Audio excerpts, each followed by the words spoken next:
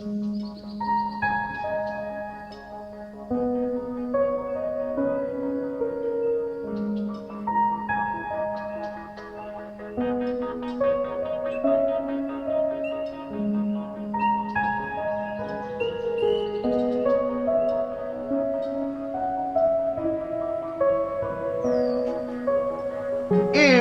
you stay and you're sin by yourself, you'll stay sinning and you'll never improve.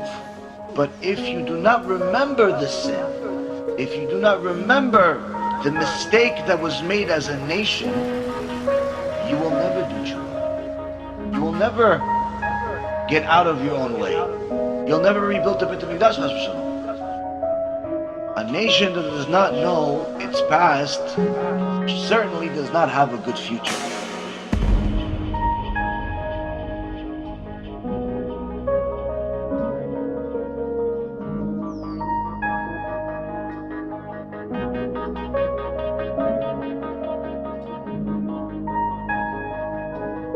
A nation that does not connect to its past certainly does not have a future. This is why, Rabotai Yekarim, it's our obligation to learn the details of our past. What happened 1950 years ago? What happened 2400 years ago? What happened 70 years ago? Because that's the only way that we're going to have an idea about who Hashem really is, and that He's not our friend, He's not a puppy, He's not a some thing that just is supposed to work for us. And this was the mistake that Adam HaRishon made. The first sin, when the serpent came and said, no, listen, Hashem doesn't want you to touch the tree. Touch it. See, I touched it. At that moment, the serpent convinced Chava that Hashem is just there to give you stuff. Why? Tree, of course. Why? He's telling you not to touch this tree? No, look, I can touch the tree.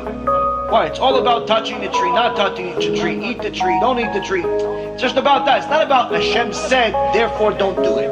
Hashem said, therefore do it. He completely removed the reality from the situation. It all became about the fruit. It all became about getting stuff from Hashem. Unfortunately, Rabotai Yekarim, this is what's happening today. We have a generation of people that believe that the relationship that we're supposed to have with Hashem is based on stuff.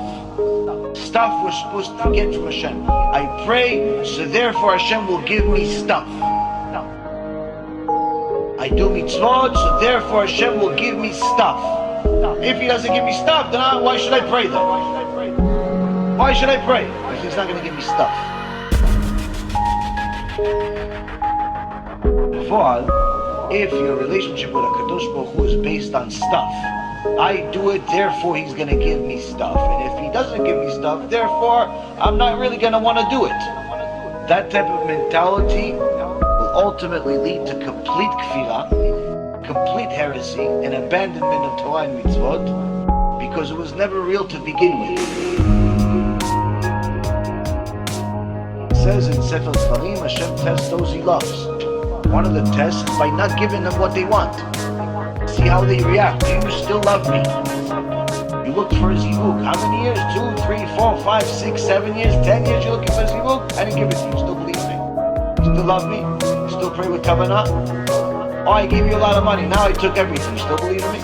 You still pray to me with kavanah? You still going to give a little bit of tzedakah proportional to what you have now? Or no, you're only going to give when you have a lot?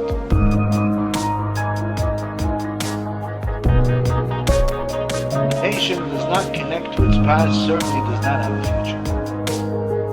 This is why, Rabotai Yekarim, it's our obligation to learn the details of our past.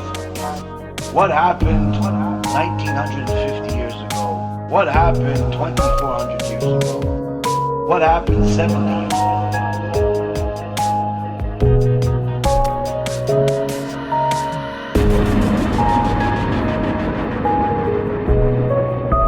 Kadosh Baruch Hu does not want to punish us. How could it be? People say, where was God during the Holocaust? What do you mean? He's the one that did it. So what do you mean? You just said God doesn't want to punish. He doesn't want to punish.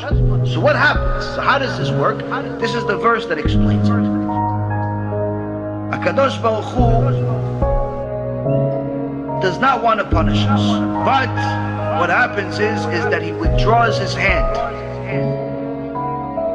That's blocking the enemy from eating us alive. When we distance ourselves from him. It's not that he punishes us, it's that he is protecting us. When we distance ourselves from him, he simply uncovers what's being covered right now. And that's what this verse says. In fierce anger, all the dignity of Israel, he withdrew his right hand in the presence of the enemy.